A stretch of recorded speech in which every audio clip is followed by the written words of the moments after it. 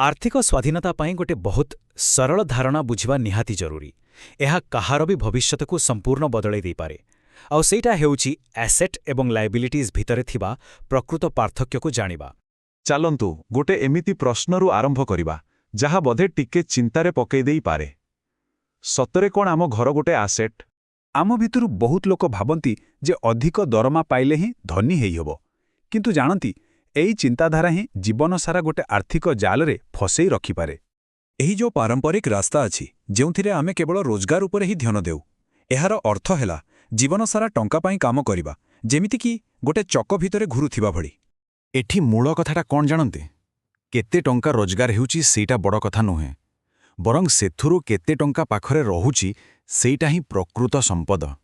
जेतेबेले केही मु केमिति शीघ्र धनी हेबी बोली पचारे, सेइथु जना पड़ी जाए जे तांकर आर्थिक मूलद्वार दुर्बल। एहा प्रकृत संपद सृष्टिर मूल नियम को अणदेखा करे। हेले एई आर्थिक जालरू बाहरिबार रास्ताटा किंतु बहुत सरल।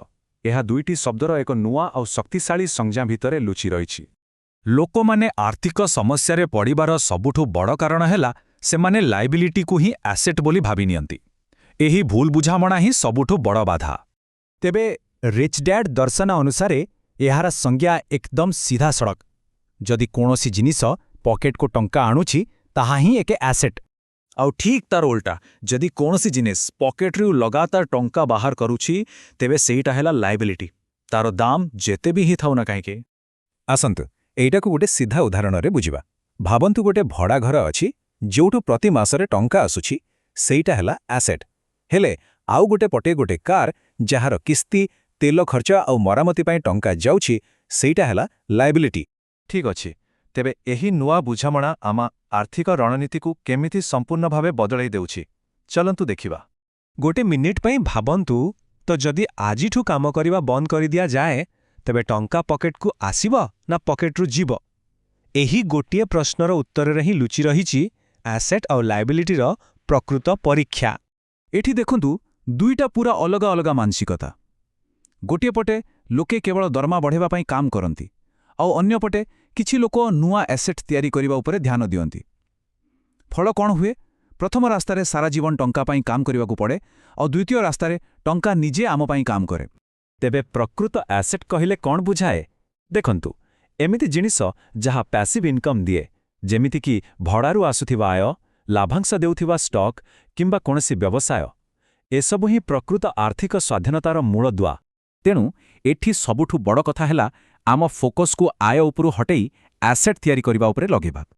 आउ जानती एई जो मानसिकतार परिवर्तन कथा में कहूछु, एइटा खाली निवेश पाई नुहे, बड़ बड़ जिनिस किनिबा बेले भी एहा आम दृष्टिकोण को बदलाई देई पारे। यही गोटिए प्रश्न ही सृजनशील आर्थिक समस्या समाधानर एक नुआ दुनिया खोली दिए। एहार गोटे बहुत मजादार उदाहरण अछि। धरंतु जणे लोक गोटे दामी सेलबोट किनिबाकु चाहुथिले। मो पाखे एते टंका नाही कहिबा बदलरे से भाबिले मु एइटाकु केमिति किनि पारिबी, आउ तापरे से जो रास्ता बाहर कले सेटा बहुत चमत्कार। से सेही बोट को गोटे चार्टर व्यवसाय रे लगे देले। एबे कोन हेउछि? सेही व्यवसायरू जो टंका आसुछि सेथिरे बोटर सबु खर्च उठी जाउछि, माने गोटे लायबिलिटी ही निज पाई एसेट तयारी करदेला। एथिरु कोन जणा पडुछि जे आमर बड़ बड़ इच्छा गुड़िक आम पाई बोझ ना होई बरं नुआ एसेट तयारी करिवार प्रेरणा ही पारे। तेबे एही शक्तिशाली दृष्टिकोण को आमे आजिठु केमिते निज जीवन रे लगेइबा? सबु कथार सारांश हेला, प्रथमे सबुबेले निजको पचारंतु एही जिनिसटा पॉकेट को टंका आनिबो ना पॉकेटरू नेबो। द्वितीयरे आय पछरे न दौड़ी एसेट तयारी करिबा उपरे फोकस करंतु। आउ सबुठु गुरुत्वपूर्ण कथा हेला आमे जोठी निजर समय आउ शक्ति लगेइबा सेही जिनिस ही बढ़िबो। तेबे शेषरे सेही गोटिए प्रश्न, आजि आमे केउ नुआ एसेट तयारी करूछे?